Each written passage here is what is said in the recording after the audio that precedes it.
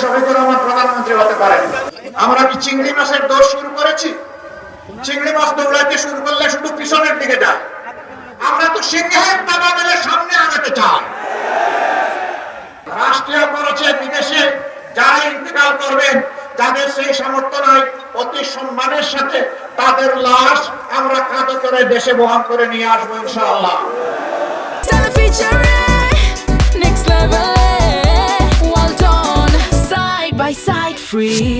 এখানে বলা হয়েছে আগামী বাংলাদেশের শফিকুর রহমান প্রধানমন্ত্রী হতে পারেন।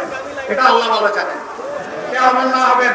যদি এমন কিছু আমার দায়িত্বে এসে যায়, আমি পরিষ্কার ভাবে বলতে চাই, আমি 54,000 বর্গ মাইলের 1 ইঞ্চির পর বেইনসাফি করতে পারবো না। প্রতি ইঞ্চি মাটি যখন আমার কাছে তার পাওনা বুঝে নেবে আমার কাছ থেকে। হ্যাঁ, সিলেটবাসীর সঙ্গত যে সমস্ত পাওনা বঞ্চনা, সেগুলো সিলেটবাসীকে সসম্মানে তুলে দেবে।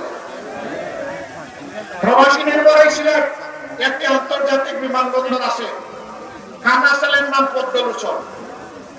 এক চোখে দেখে না, এটার নাম রাখা হয়েছে পদ্মলোচন। যদি এটা আন্তর্জাতিক বিমানবন্দর হবে, তাহলে সকল এয়ারলাইন্সের ক্রাফট এখানে নামবে না কেন? এতদিন ধরে এটা পূর্ণাঙ্গ আন্তর্জাতিক বিমানবন্দর হয় না কেন? সিলেটি প্রবাসীরা তো বাংলাদেশের রেমিটেন্সে বিশাল অবদান রেখে চলছে। আমরা তাদেরকে কথা দিচ্ছি ইনশাআল্লাহ, এই উসমানী আন্তর্জাতিক বিমানবন্দর নামে নয়, কামে পূর্ণাঙ্গ হবে ইনশাআল্লাহ। আমরা কি চিংড়ি মাছের দৌড় শুরু করেছি? চিংড়ি মাছ দৌড়াইতে শুরু করলে শুধু পিছনের দিকে যায়। আমরা তো সিংহের দাবা মেলে সামনে আগাতে চাই। রোড বন্ধ নয়, ওই রোডও চালু করে হবে, আবার নতুন নতুন লোক করে হবে ইনশাআল্লাহ। সম্মানিত ভাইরা, প্রবাসীদের আরো দুঃখ আছে। মিডল ইস্টে যারা কাজকর্ম করতে যান, তারা অত বেশি বেতন এবং আয় রোজগার করতে পারেন না। কারো কারো ভাগ্যে অনেক সময় ওই দেশে ইন্তেকাল জুটে যায়। এই লোকটি যখন ইন্তেকাল করে, তখন তার লাশ নিয়ে ঠেলা ধাক্কা শুরু হয়ে যায়। কেন? তাকে বলবেন রিমিটেন্স যোদ্ধা, আবার সে ইন্তেকাল করলে তার কোনো অভিভাবক থাকবে না। তা আমরা মানতে রাজি নই ইনশাআল্লাহ। রাষ্ট্রীয় খরচে বিদেশে যারা ইন্তেকাল করবেন, যাদের সেই সামর্থ্য নাই, অতি সম্মানের সাথে তাদের লাশ আমরা কাঁধে করে দেশে বহন করে নিয়ে আসবো ইনশাআল্লাহ।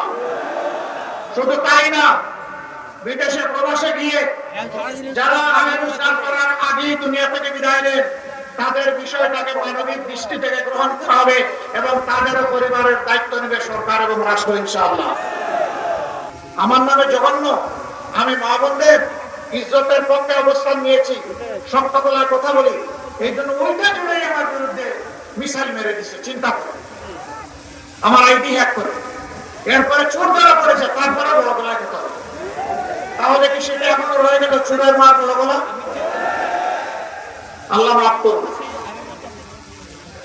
সম্মানিত সিলেটবাসী, আমি আপনাদের সন্তান। আপনারা তো অনেককে সুযোগ দিয়েছেন, পরীক্ষা করেছেন, দল এবং ব্যক্তিকে যুগে যুগে।